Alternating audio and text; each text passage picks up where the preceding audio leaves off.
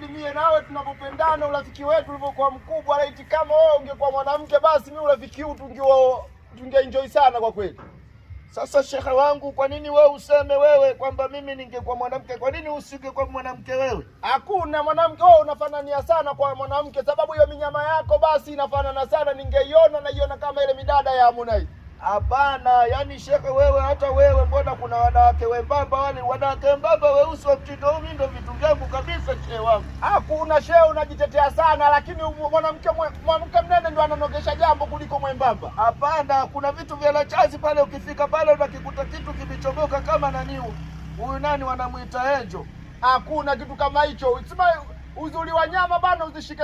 Wewe ungekuwa mwanamke mimi ningeenjoy sana. Hakika ningekuwa narudi nyingi. Hata mimi, maana mimi ningekuwa nakunja mtu kama nakunja mti. Shaka wangu, hebu niaje shehe wangu. Unaona wewe maneno yako unakuwa unaashiria jambo, alafu wewe ni kafiri. Hapana, shaka wangu mkubwa bana wewe. Wewe unauleta Sodoma na Gomora. Mimi nilikuwa nakuangalia tu madaza.